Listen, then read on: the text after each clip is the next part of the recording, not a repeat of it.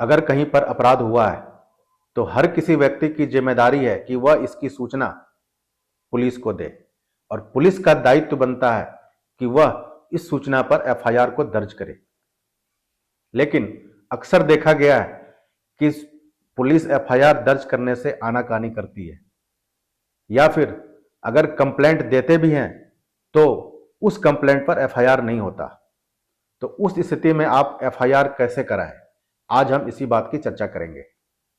नमस्कार, मैं एडवोकेट प्रभात रंजन आपका अपने चैनल इजी लीगल टिप्स पर स्वागत करता हूं।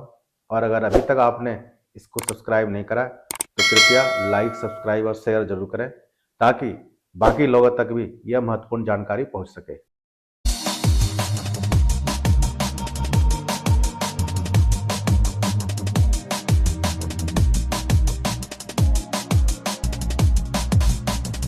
तो पुलिस एफआईआर करने में इसलिए आनाकानी करती है क्योंकि वह अपने अधिकार क्षेत्र में क्राइम कम दिखाना चाहता है या फिर उस अपराध की सत्यता की पहले वह जांच कर लेना चाहता है। जबकि ललिता कुमारी वर्सेस स्टेट ऑफ यूपी में सुप्रीम कोर्ट का स्पष्ट गाइडलाइन है कि अगर पुलिस को संज्ञेय अपराध की सूचना मिलती है तो उसे पहले एफआईआर रजिस्टर करना पड़ेगा। और अगर कोई भी अधिकारी संज्ञेय अपराध की सूचना में एफआईआर दर्ज नहीं करता है तो ऐसे पुलिस अधिकारी के खिलाफ डिपार्टमेंटल कार्रवाई भी हो सकती है।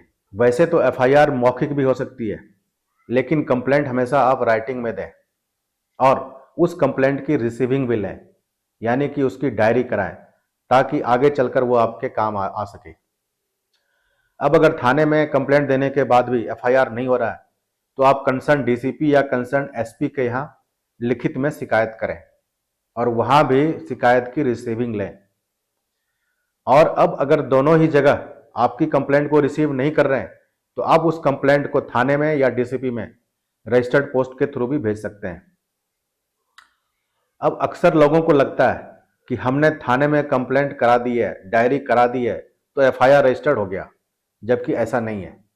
एक एफआईआर तब रजिस्टर्ड होता है जब आपकी कंप्लेंट पे यानी कि आपके तहरीर पे थाने में उस पर एफआईआर रजिस्टर होता है, थाने के रिकॉर्ड में एफआईआर रजिस्टर हो जाए तभी वह एफआईआर माना जाता है।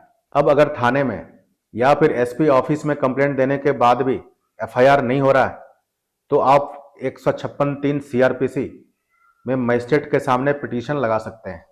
लेकिन इस पिटीशन को लगाने से पहले आप थाने में एक आरटीआई लगाएं जिसमें यह सवाल पूछें कि अब तक आपकी कंप्लेंट पे क्या कार्रवाई हुई है और आपकी कंप्लेंट पर अब तक एफआईआर क्यों नहीं रजिस्टर हुआ।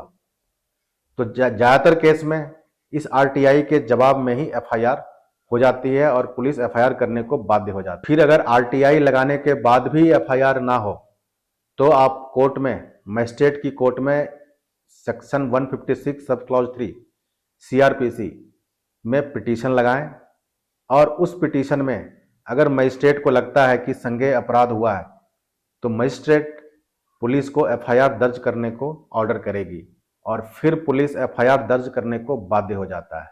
अब चूंकि संज्ञेय अपराध के केस में एफआईआर दर्ज करना पुलिस की ड्यूटी है तो एफआईआर ना होने की स्थिति में आप आर्टिकल 226 में क्रिमिनल रिट हाई कोर्ट में फाइल कर सकते हैं।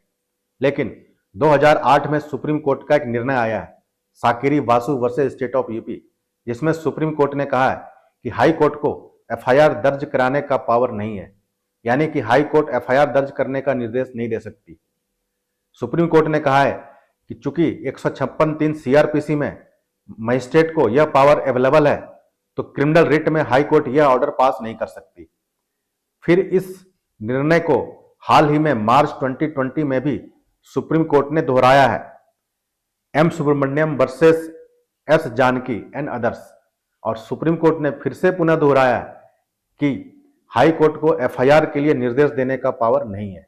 तो इस तरह से आज हमने जाना कि अगर पुलिस एफआईआर नहीं करती तो आप कोर्ट से एफआईआर करा सकते हैं। आज के वीडियो में इतना ही, धन्यवाद।